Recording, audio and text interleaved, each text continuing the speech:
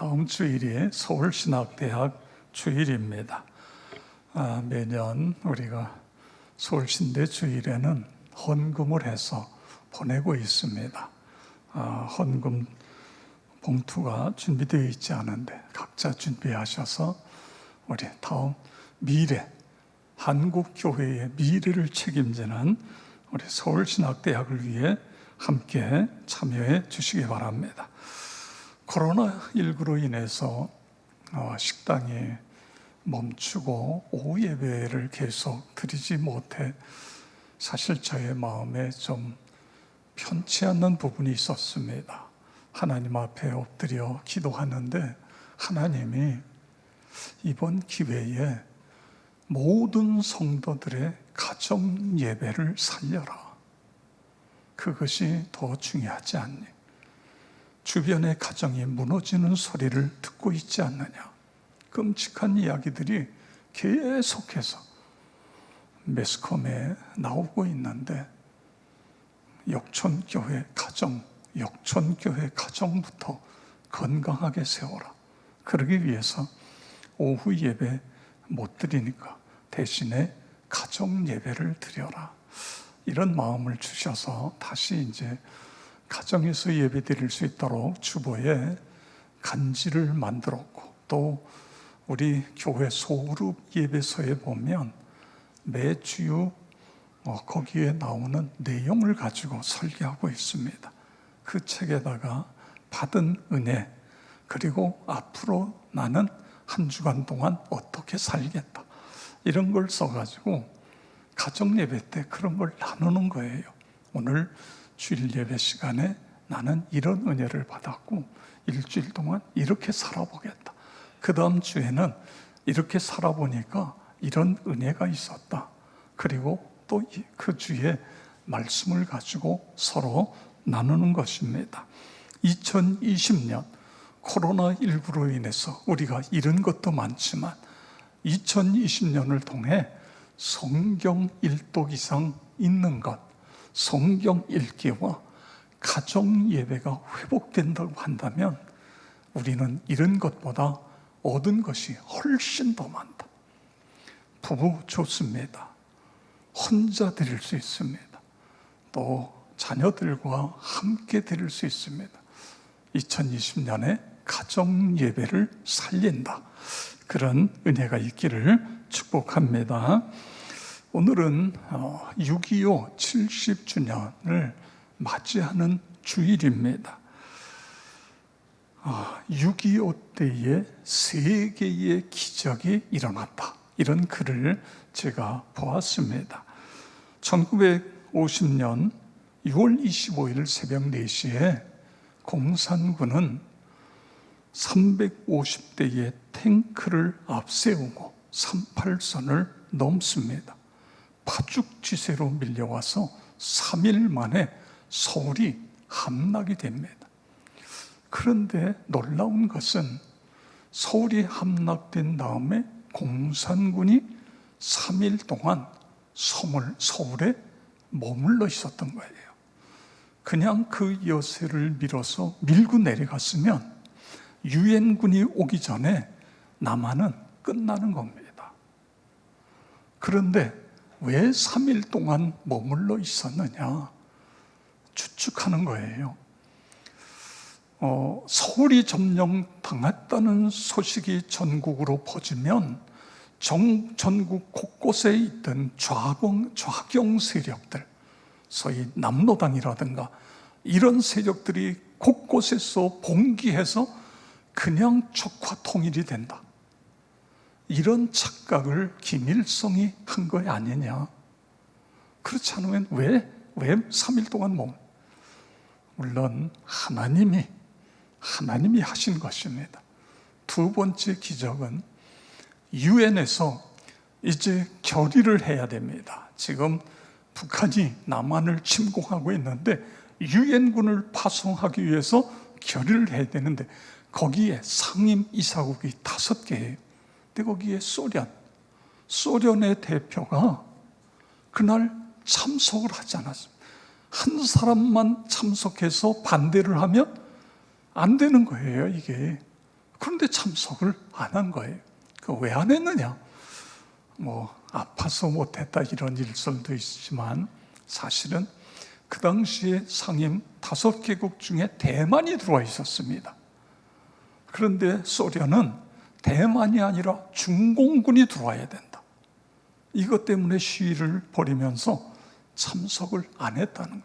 그래서 만장일치로 통과가 돼서 즉시 유엔군이 파송이 됐기 때문에 그래서 오늘의 대한민국이 세워질 수 있었다. 얼마나 놀라운 사건입니까? 그러니까 미친 척하고 와서 반대하면 절대로 파병이 안 되는데. 그 다음에 세 번째는 우리나라가 이제 처음으로 대한민국이라는 이름으로 첫 번째 국회가 이게 이제 재헌국회라고 이야기합니다. 재헌국회의 임시의장이 이승만이었는데 이분이 앞에 나가서 하나님께서 우리에게 남한만이라도 정부를 세우게 하셨는데 이제 국회의원 중에 목사인 이윤영 목사님이 나오셔서 기도함으로 국회를 시작하겠습니다.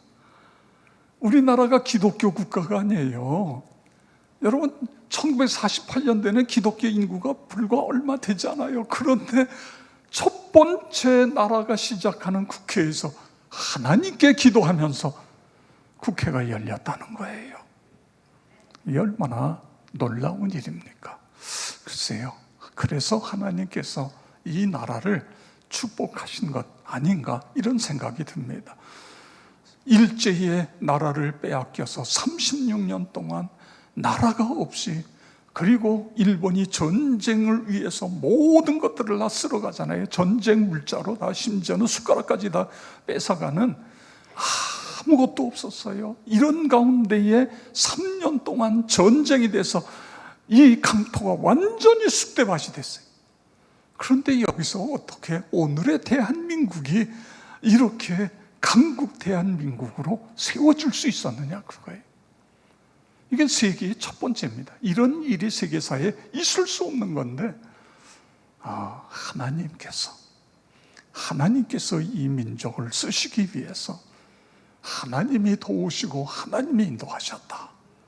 그리고 두 번째로는 우리가 독립을 위해서 6.25 때에 많은 사람들이 죽어나갔어요.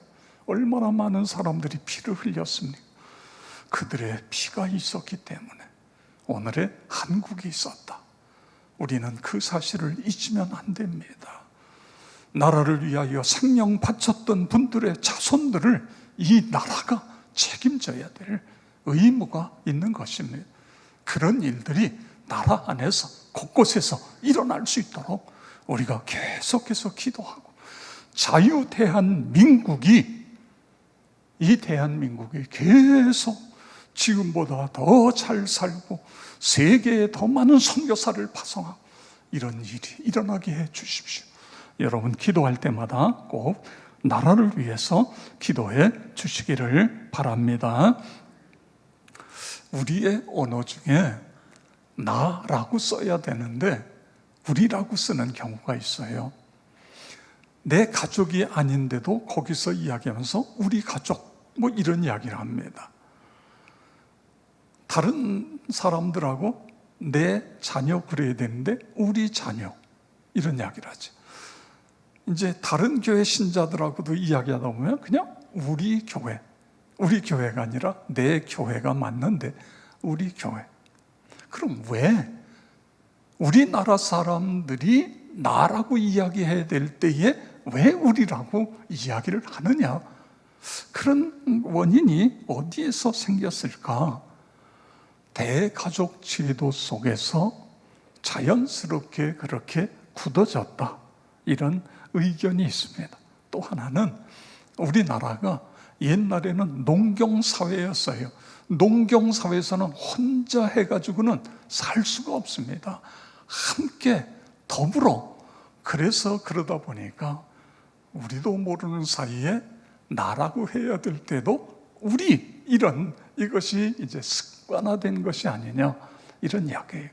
그런데 여러분, 중요한 것은 우리라는 단어인 것입니다. 함께, 우리, 더불어, 이 단어가 너무너무 중요한 것입니다. 아프리카의 선교사가요, 선교를 하면서 그 아프리카의 어린이들에게 지금 저기에 나무 있지? 너희들이 준비 땅 하면은 제일 먼저 달려온 아이에게 내가 이 상을 주겠다. 큰 상을 걸어놓고 준비 땅 했어요. 그런데요, 세상에 이런 일이 어디 있어요? 이 아이들이 다 손을 잡고 똑같이 갔다가 똑같이 들어오는 거예요. 그래서 야, 내가 1등 하나에게 준다 그랬는데 너희들 왜 그래? 그랬더니 우분투, 이런 이야기를 하는 거예요. 이게 뭐죠? 우리가 있으니 내가 있다, 이런 말입니다. 그러니까 이 아프리카에서는 부족 간의 싸움이 있는데 부족 간의 싸움에서 이기기 위해서는 하나가 되는 거예요. 하나가 되는 것. 그래서 우분투라는 말이 생겼다는 그래서 멋진 인사, 우분투. 아프리카 사람들은 만나면 우분투, 이런 인사를 한다는 것입니다. 오늘 여기 사도행전 14장 1절에 보니까 이에 이고니온에서 두 사도가 함께 유대인의 회당에 들어가 말하니 유대와 헬라의 허다한 무리가 믿더라. 아멘. 이 두 사도가 뭐 하고 있다고요? 함께예요. 함께. 이 함께라는 단어가 중요한 것입니다. 원래 이 두 사도의 위치를 보세요. 여러분, 바나바라는 사람은 사도행전 4장에서 원래 이 사람은 바나바 이름이 아닙니다. 그런데 제자들이 그의 별명을 바나바로 붙여줘요. 위로의 사람, 격려의 사람. 그래서 이미 초대교회부터 바나바는 주목의 대상이 되고 있습니다. 그뿐만 아니라 사도행전 9장에 보면 이제 사울이 예수를 믿고 이 예수 공동체, 예수님의 제자들에게 가서 나도 예수를 믿어요. 내가 옛날에 핍박했던 거 잘못했어요. 이러려고 그러는데 제자들이 경계의 눈을 하고 있습니다. 저 사람 거짓말로 회심했다고 그러고 우리를 다 잡아가려고 그러는 거 아니냐. 근데 그때에 바나바가 나서서 다리의 역할을 하잖아요. 이 사람 부활하신 예수님 만났습니다. 그리고 다메섹에서 예수 복음을 전했습니다. 전혀 염려하지 마세요. 그래가지고 이 기독교 공동체 안으로 사울을 들어오게 만든 사람이 바나바예요. 사도행전 11장에 보니까 이 수리아 안디옥에 교회가 생겼는데 이 교회 특징은 유대인과 헬라인들, 이방인들이 함께 모이는 교회가 생긴 거예요. 자, 여기에 누구를 파송해야 돼요? 바나바가 적임자다. 그래서 바나바를 지도자로 파송했습니다. 그리고 그 바나바는 사울을 데려다가 이 교회를 크게 부흥시킨 거예요. 항상 순서가 바나바, 그리고 그 다음에 사울입니다. 이것이 사도행전 13장 1절까지 계속 이어지고 있는 것을 볼 수 있습니다. 12장 25절에도 보면 바나바와 사울이 부조하는 일을 마치고 13장 1절에 보면 이 안디옥 교회의 지도자가 5명 있는데 첫째가 바나바예요. 당연하죠. 그리고 사울은 마지막 5번째 나와요. 이게 순서입니다. 그런데 어느 순간에 사울이 앞으로 서고 바나바가 뒤로 밀립니다. 이런 내용들이 성경에 나오고 있는 것을 볼 수 있습니다. 자, 우리가 여기서 기억해야 될 것은, 여러분 생각해 보세요. 내가 항상 앞에 있었어요.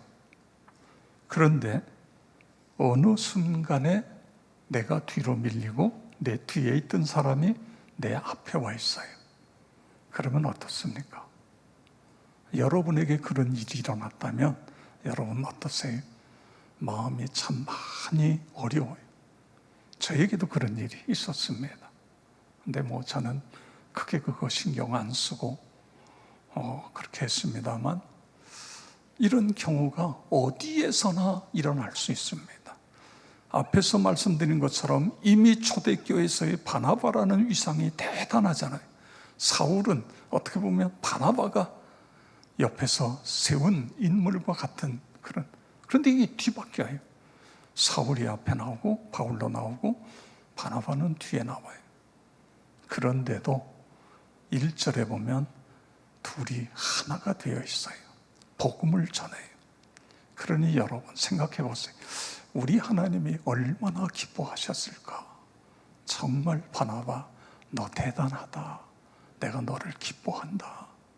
그 모습을 보는 초대교회 성도들은 어떻겠어요? 얼마나 두 사도를 보면서 얼마나 하나님께 감사하겠습니까? 지금 이제 오늘 메론이 왔었는데 벌써 2부 예배 시간에 다 끝났네요.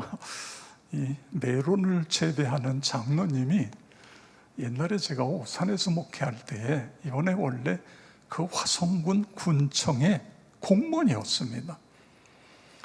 그런데 그 화성군청에서 그의 주목받는 위치에 있었는데 자기보다 늦게 공무원이 되고 나이도 어리고 그런데 승진할 때 자기는 자기 밑에 있는 친구가 하여간 무슨 빽이 있는지 승진을 하고 자기는 못한 거예요. 너무너무 기분이 나쁘니까 사표를 집어 던졌어요. 그때부터 이분에게 고난의 시간이 흘러가기 시작합니다. 여러분 기분 나쁘다고 사표 함부로 던지지 마세요. 이렇게 돼서 이분이 이제 뭘 했냐면 구두 장사를 하다가 안 됐어요. 그 다음에 고추 장사를 하는데 안 됐어요. 그래서 할 수 없이 저 천안 밑에 수신 그곳에 빈 집에 그리 이사를 갑니다. 아무것도 없이. 그런데 가기 전에 오산에서 전도를 받고 예수를 믿었어요. 그러면서 이제 목장 모임에서 서로 친해지니까 그런 이야기를 하는 거예요. 본인이 왜 공무원을 그만두었는지 이런 이야기를 했는데 그런데 철저하게 신앙으로 살기 시작해요. 그래서 신실한 장로님이 되고 하나님이 복을 내려주시니까 하는 것마다 잘 되기 시작합니다. 젖소를 키우는데요, 다른 집들의 젖소는 다 죽어나가는데 이 집 젖소는 절대로 죽지를 않는 거예요. 그러면서 거기에 집도 사고 땅도 사고 하면서 지금 큰 분홍해서 그 수신성결 교회의 재정의 많은 부분들을 담당하고 그런 장로님이십니다. 지금 뭘 이야기하려고 하느냐 하면 이렇게 우리가 이런 갈등이 있을 수 있는데 그런데도 바나바는 거기에 전혀 개의치 않고 있는 그런 모습을 지금 우리가 이야기하고 있는 것입니다. 그래서 하나님이 감동하셔서 이 제자들에게 세 가지의 복을 내려주신 것을 봅니다. 첫째는 저들이 함께 하니까 성령께서 그들에게 크게 임재하여 주셔서 능력을 주시는 거예요. 능력. 바울과 바나바가 한 마음이 돼서 비시디아 안디옥에서 복음을 전했더니 영생을 주시기로 작정된 자는 다 믿었고 주의 말씀이 그 지방에 두루 퍼졌다 이렇게 기록하고 있습니다. 그리고 그곳에서 박해를 받아서 더 이상 일 수 없어서 이고니온이라는 데로 이제 피신을 합니다. 우리 지도를 좀 보겠습니다. 파란 선을 보세요. 파란 선에 보면 비시디아 안디옥을 보시죠. 여러분 찾으셨습니까? 비시디아 안디옥. 거기서 그 다음에 이고니온 보셨죠? 저 비시디아 안디옥에서 도망해서 이고니온으로 왔어요.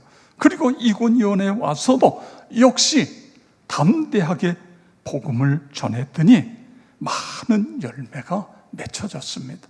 어떻게 해요? 하나가 되니까. 내가 먼저, 내가 두 번째, 내가 세 번째 전혀 관계없어요.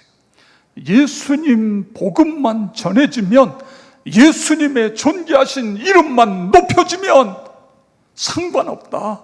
내가 세 번째, 네 번째 돼도 문제가 없다. 우리는 하나다. 그럴 때에 하나님이 놀랍게 역사하시는 것입니다. 질병이 치유가 되어지고 귀신이 물러가고 심지어는 죽은 자가 살아나고 할렐루야, 그런 은혜가 나와 여러분에게 일어나기를 축복합니다. 특별히 선교, 교회는 선교 사랑 공동체입니다. 여러분, 그 교회의 영성을 보려면 교회 신자들이 모였을 때에 무슨 이야기를 하는가, 그걸 보면 그 교회의 영성의 수준을 알 수 있어요. 남자 여러분, 여러분은 모였을 때에 무슨 이야기를 합니까? 많은 경우에 스포츠 이야기합니다. 정치 이야기예요. 정치 이야기하다가 그 모임이 깨지는 경우도 있어요. 여자분들은 무슨 이야기를 하죠? 애들 학교에 가는 것, 뭐 학교 이야기, 또 그 다음에 뭐 이야기할까요? 무슨 옷에 대한 이야기 등등, 뭐 가정에 대한 이야기, 이런 이야기가 주를 이루지 않겠어요. 할아버지 할머니들은 뭐 이야기하죠? 손자 손녀 자랑하는 이야기. 이게 잘못된 거 아니에요. 그런데 거기서 끝난 모임은, 그건 그리스도인의 모임이 아니지요. 중요한 것은 십자가와 부활의 이야기가 나와야 된다, 그거예요. 이게, 이 이야기가 나올 때에, 다시 말해서 내가 신앙생활하면서 여러 가지 신앙의 간증의 이야기라든가 성경을 읽다가 은혜 받은 이야기, 설교를 통해서 결단한 이야기, 예수 복음으로 변화된 이야기, 함께 전도하고 어려운 이웃을 도운 이야기, 이런 이야기들이 꼭 피워질 때에 그 교회의 수준, 영적인 수준을 우리가 이해하게 되어진다, 그런 이야기인 것입니다. 그렇습니다. 바울과 바나바는 오직 예수의, 오직 복음. 그랬더니 하나님께서 능력을, 권세를, 여러분과 나에게도 그런 은혜가 있기를 축복합니다. 두 번째로, 함께 했더니요, 성령께서 임하시니까 그 어떤 고난도 난관도 문제가 되어지지 않는 것을 볼 수 있습니다. 바울과 바나바가 복음을 전도하는데 많은 열매가 있지만 동시에 가는 곳마다 이 복음을 반대하는 사람들이 다니면서 쫓아내고 죽이려고 그러고 계속해서 반대에, 극심한 반대에 부딪히고 있어요. 비시디아 안디옥에서도 쫓겨났지요. 이고니온에서도 예수 복음 반대하는 사람들을 통해서 모욕을 당하고 돌로 치려고 달려드는 것이 5절에 있습니다. 그래서 두 사도가 그곳에서 또다시 피하는 그런 모습을 볼 수 있습니다. 여러분, 우리가 살아가면서 누구에게나 위기가 있잖아요. 어려움이 있지요. 그것이 육체적인 건강이든 정신적인 건강이든 아니면 물질적인 문제든 관계든 누구에게나 있을 수 있어요. 그럴 때 내가 혼자라고 생각해 보세요. 내가 병들어 죽느냐 사느냐, 그런데 아무도 내 옆에 없어요. 이것만큼 힘든 경우가 어디 있습니까? 내가 사업이 망해서 부도가 났어요. 그런데도 내 가족이 있어요. 나를 위해 기도해주고 함께 마음을 하는 믿음의 공동체가 있어요. 이게 얼마나 귀하냐고요. 그런데 더 중요한 것은 하나님이 계세요. 그 하나님이 함께 하시는 것입니다. 지금 바울과 바나바 두 사람이 선교 다니면서 갖가지 위험에 초래되는데, 그런데 여러분, 두 사람이 함께할 뿐만 아니라 이 두 사람을 파송한 안디옥 교회가 뒤에서 기도로 함께하고 있는 거예요. 그것보다 더 중요한 건 하나님께서 함께하고 계신 거예요. 자, 우리 성경 마태복음 18장 19절에서 20절 다 같이 읽겠습니다. 진실로 다시 너희에게 이르노니 너희 중에 두 사람이 땅에서 합심하여 무엇이든지 구하면 하늘에 계신 내 아버지께서 그들을 위하여 이루게 하시리라. 두세 사람이 내 이름으로 모인 곳에는 나도 그들 중에 있느니라. 아멘. 예수님이 어디에 계시겠다고요? 두세 사람이 내 이름으로 모인 그곳에 내가 내 영으로 거기에 함께한다, 그거예요. 이보다 놀라운 축복이 어디 있습니까?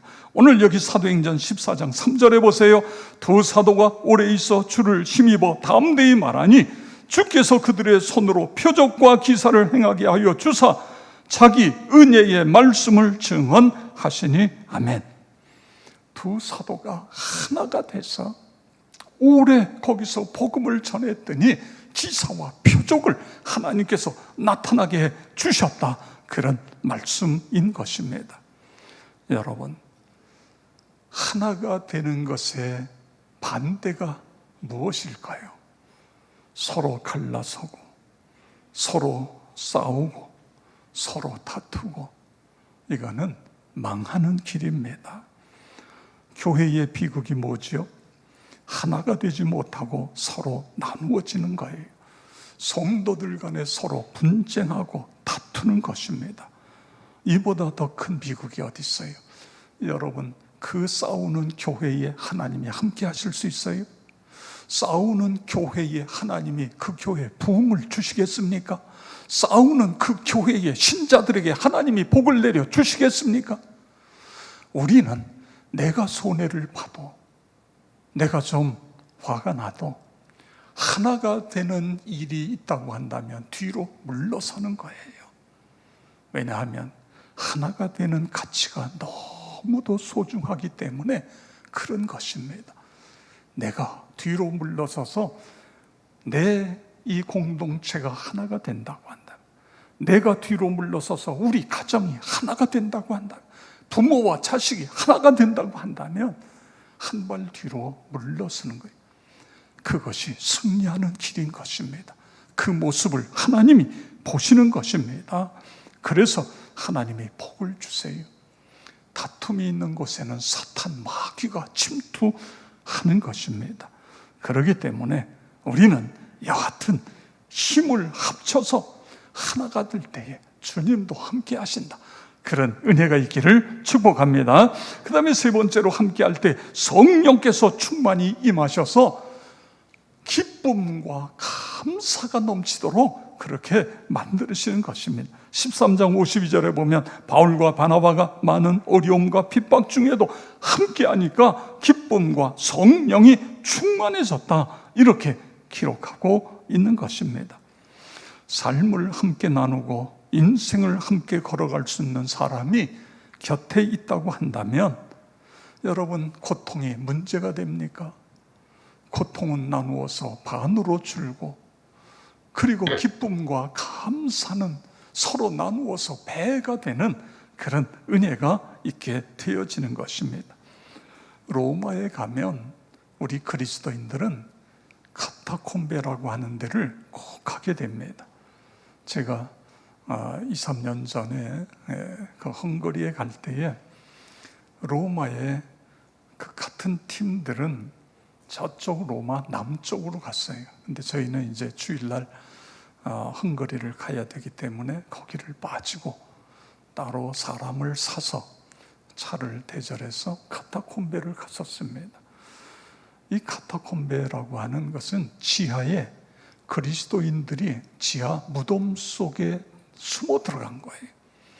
그러니까 이게 석회질은요, 팔 때에는요 그냥 쉽게 파지 않는 거예요.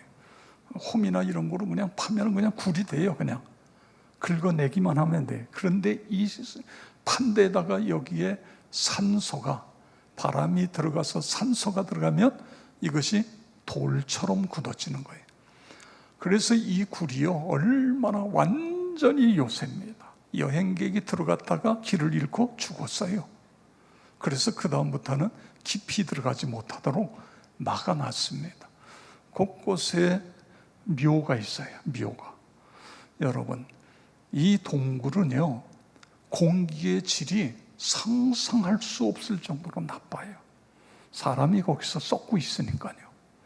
그런데 신앙을 지키기 위해서 그 굴 속으로 들어가서 거기서 아기가 태어나고 거기서 결혼하고 거기서 살고, 그러다가 이제 이 로마가 복음으로 바뀌어지는, 그래서 굴 속에서 나오는 이런 일들이 일어나게 되는 것입니다. 그 굴 속에서, 사람 썩는 냄새가 나는 굴 속에서도 그들에게는 기쁨이 있었습니다. 왜냐하면 그리스도가 계셨기 때문에, 복음이 있었기 때문에. 거기에 동굴벽에 이런 글씨가 쓰여 있습니다. 사랑했던 당신들 때문에 나는 63세까지 살 수 있었어. 서로가 하나 된 공동체, 이것이 이렇게 중요한 것입니다.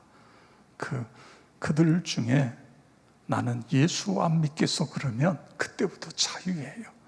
굴 속에서 나올 수 있어요. 얼마든지 자기 생활. 그런데도 끝까지 믿음을 지켰던 것입니다. 하나가 된 것, 어떤 상황 속에서도 기뻐할 수 있었다, 그런 말씀인 것입니다. 전도서 4장 9절에서 12절 우리 다 같이 읽겠습니다. 두 사람이 한 사람보다 나음은 그들이 수고함으로 좋은 상을 얻을 것임이라. 혹시 그들이 넘어지면 하나가 그 동물을 붙들어 일으키려니와 홀로 있어 넘어지고 붙들어 일으킬 자가 없는 자에게는 화가 있으리라. 또 두 사람이 함께 누우면 따뜻하거니와 한 사람이면 어찌 따뜻하랴. 한 사람이면 패하겠거니와 두 사람이면 맞설 수 있나니 세 겹줄은 쉽게 끊어지지 아니하느니라. 아멘. 함께함이 축복, 함께함이 행복이고 함께함이 능력이다, 믿으시기 바랍니다. 왜 그래요? 주님이 함께 하시니까. 주님이 함께하는 그곳에 함께 하시기 때문에. 여러분, 모세를 보세요. 모세가 하나님께서 그 떨기나무에서 부르시면서 내가 너를 통해 이스라엘 백성들을 애굽에서 출애굽시키겠다. 모세가 계속해서 안 됩니다, 못합니다, 계속. 나중에는 저는 말이 어눌합니다, 이런 핑계까지 주워대는 거예요. 왜 그래요? 안 되니까. 이게 내가 지금 도망자로서 40년 동안 광야에 살다가 갑자기 세상에 제일 최고의 제국의 황제 앞에 가서 이스라엘 백성 내놔라, 이게 말이 됩니까? 그런데 그게 됐어요. 그리고 광야 40년 동안 200만 명 이상을 다 살아남았어요. 물론 20세 이상 죽고 그 자손들이 살았습니다. 어떻게 그럴 수 있었어요? 하나님이 함께 하셨기 때문에. 그리고 모세에게는 아론과 훌이 있었습니다. 여호수아와 갈렙과 같은 사람들이 있었어요. 천부장이 있고 백부장이 있고 50부장이 있고 10부장. 그들이 함께 했기 때문에 이런 기적이 일어나게 되어진 것입니다. 다윗을 보세요. 사울 왕에게 10년 동안 쫓기는 삶을 살았는데 어떻게 왕 중에 왕이 될 수 있었습니까? 하나님과 함께 했기 때문에. 그리고 다윗에게는 사람들이 몰려오기 시작합니다.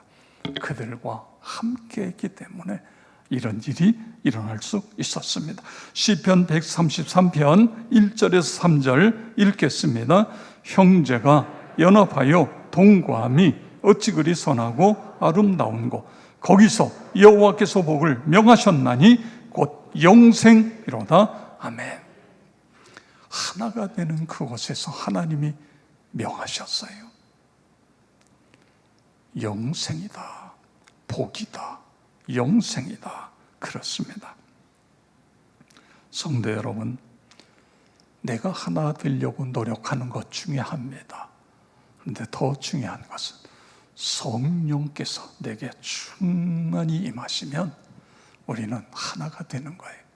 그래서 강한, 그렇습니다, 치유와 회복이 일어났고, 그리고 이길 힘을 주셔서 승리하게 하시고 고난 중에도 기뻐하며 살아갈 수 있어요.